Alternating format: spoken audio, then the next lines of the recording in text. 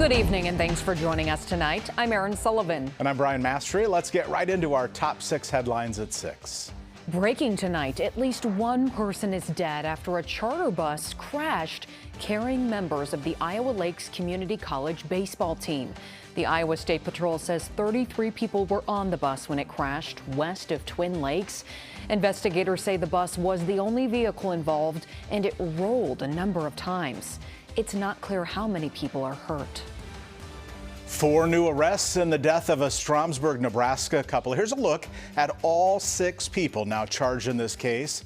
The 4 new folks charged are accused of being accessories in the murder and tampering with evidence. Lincoln police are still waiting to confirm if the human remains found in Saunders County last week are of Hannah Neville and Roberto Tanner.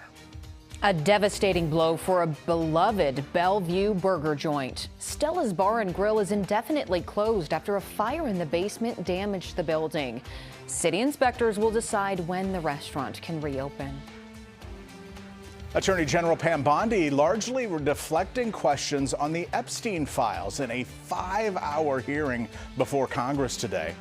The AG defended the Justice Department's handling of the Epstein files as lawmakers pointed out mistakes in redactions, including the DOJ publishing information on Epstein's victims.